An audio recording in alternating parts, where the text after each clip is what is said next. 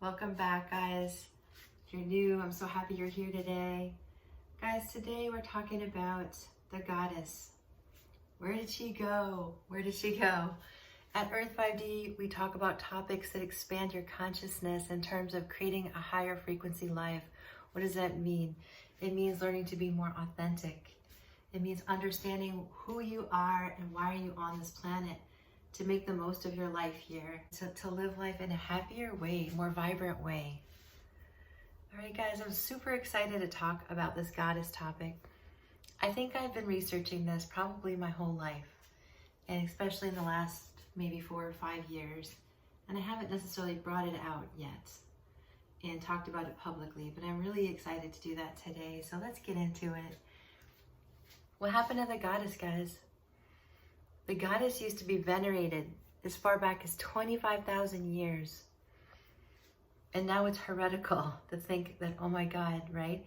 That God would be something other than a white bearded man in the sky, right? It's almost heretical to think of a female deity. We see so much of goddess feminine energy vanished, disappearing from our culture. And as a result, we see a lot of sort of toxic behavior from the male and female perspective. So what happened to the divine feminine? What happened to the divine masculine? Because if you look around us today, guys, we see a lot of control. We see a lot of bullying and imposing beliefs. We see a lot of forceful behavior in our media. We see that in companies globally as corporations. As we, and especially politics, forcing beliefs, domineering beliefs with aggression, okay? And so that's one energy that's permeating our culture. And then we see the divine feminine energy sort of squished down. Where did empathy go? Where is this need to feed people of our planet? Where's the need? Why are people hungry, right? Why are there still people that are cold and hungry around the world? Why is there domineering of resources so that nobody can have what the other person has, right? There's this lack of feminine nurturing. And it's okay to be feminine nurturing, like in nursery school, right? Or as a nurse, or something that's not mainstream. But I'm here to say, guys, that, and I feel like it's completely something we have to unearth and discuss, is what happened to the feminine energy that our planet desperately needs. And I'm not talking about feminine energy like where we fit into the matrix, because there's a whole lot of women out there that have tried to be men in terms of fitting in, right? Well, if I just act like a man, then I won't need to marry a man to provide for myself. I mean, it was just 100 years ago that we were allowed to vote. We earned the right to vote. What? That's crazy, right? That's insanity.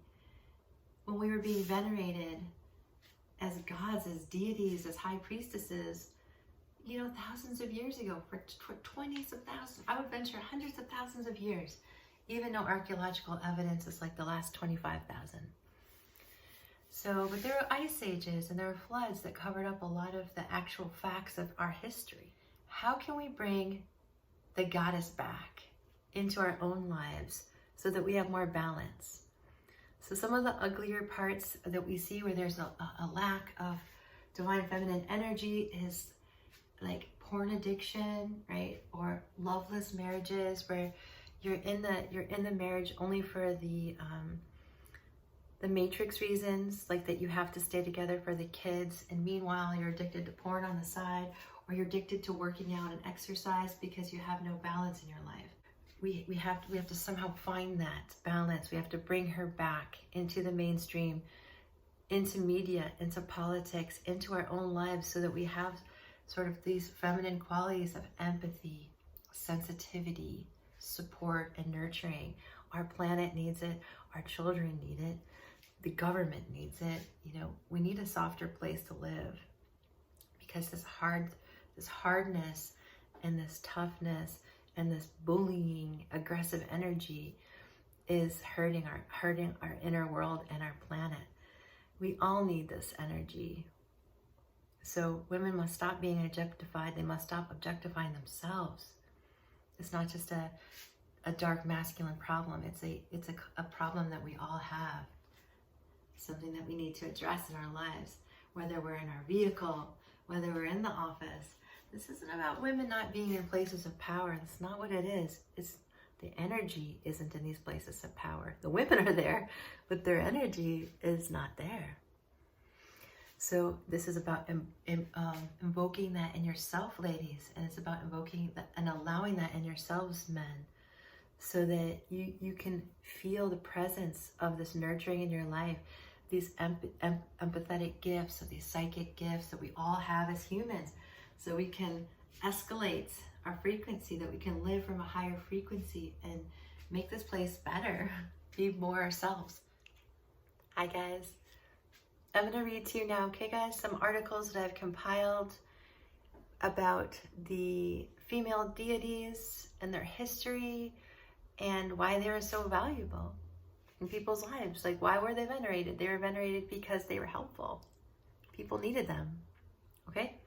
So I'll get into it. Female gods have been considered heretical in many cultures for millennia. And the suggestion that God is anything other than an old white man in the sky is for some still a deeply troubling thought. Archaeological evidence proves that the goddess religion existed and flourished in the Near and Middle East for thousands, if not even 25 thousands of years before the arrival of patriarchal Abraham, the first prophet of the male deity Yahweh. Whew. And we see that all over the Old Testament, right? The Abraham lineage. So things took more of a turn for the worse, actually, when the formation of our modern Christianity happened. And that happened 300 years after Jesus was crucified or died. So there was a Council of Carthage in 379 AD, and the church's own apostolic constitution was developed. And in that council, these men, they agreed that we do not permit our women to teach in the church, only to pray and hear those who do teach. So even the women were a huge part of Jesus's ministry. Phoebe, Joanne, the Marys, right? There's countless women listed as part of his ministry. These are the Gnostic Gospels. They didn't make it into the Bible because it didn't support the narrative of Jesus being a single celibate man. The church needed to keep women out, so motherhood and marriage and having children were not part of that equation. Why is that? Is to keep men focused on the church's agenda. Women would just inhibit and distract men, right? And also they'd be having babies, and that would be messy, and it would take men away from that power and control that the church wanted to have over that, and women. But if we travel back into ancient origins of human civilization, we find evidence that female deities were worshipped far and wide and for many millennia. Long before the main world religions were established, during the earliest periods of human development, many belief systems venerated a supreme female creator. In her groundbreaking work, the 1976 book, When God Was a Woman, historian Merlin Stone traces ancient worship of the goddess back to Paleolithic and Neolithic ages. In the Near and Middle East, she writes that we can find evidence that the development of the religion of the female deity in this area was intertwined with the earliest beginnings of religion so far discovered anywhere on earth. This goddess was unequivocally the supreme deity to rule them all. Creator and lawmaker of the universe, prophetess, provider of human destinies, inventor, healer, hunter, and valiant leader in battle. Let's get this image of Vikings. And the Viking queen standing at the bow of that ship, going for battle, right? The leader. So accounts of sun goddesses were found in the lands of Canaan, Anatolia, Arabia, and Australia among the Eskimos, the Japanese, and the Khazars of India. Accounts of the female creator of all existence, divinities who were credited with bringing forth not only the first people, but the entire earth. We need only be reminded of the goddess Inanna, Ishtar, and Isis, and I think it's no accident that they named the Taliban, these Islamic terrorists, after this female deity that we used to know and love, right? In India, the goddess Sarasvati was honored as the inventor of the original alphabet, while in the Celtic Ireland, the goddess Bridget was esteemed as the patron deity of language. Texts revealed that it was the goddess Nidaba in Sumer who was paid honor as the one who initially invented the clay tablets and the art of writing. So why do so many people today who are educated in this century think that classical Greek is the only first major language and culture with the written language? And perhaps most important, why is it continually inferred that the age of the pagan religions, the time of the worship of female deities, was dark, chaotic, mysterious, and even evil, without the light of order and reason that supposedly accompanied the later male religions?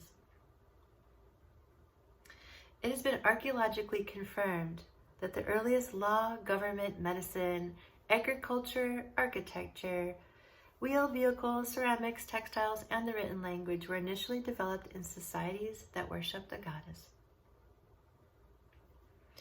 We may find ourselves wondering about the reasons for the lack of available information even on societies who for thousands of years worshiped the ancient creatress of the universe. All right, guys, food for thought. I have my own theories on this, but please develop your own too, and think about how you can bring this energy into your own lives. Just consider, like, where did this female energy go? Why is this energy not present in our daily lives? And if it is, why is it in kind of a dark way, right? So one more little thought here is that the female line, right, is where the bloodline travels. It's not from father to son. It's from female to daughter. We might want to consider how powers that be might want to control the bloodlines, right? That might want to control the way the female genealogy is passed. So a lot of social structure is generally matrilineal.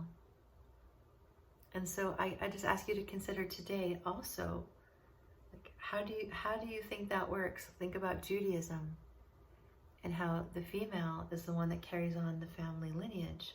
It's through her, and it's through her bloodline. When we begin to start like venerating and exploring these ideas and just opening our consciousness up to some of the things that are going on, maybe covertly. So I appreciate you being here today, guys. So much love and light. If you need help with your own spirituality, with your own situation, just hit me up. My information is down below in the description box. You can find my website.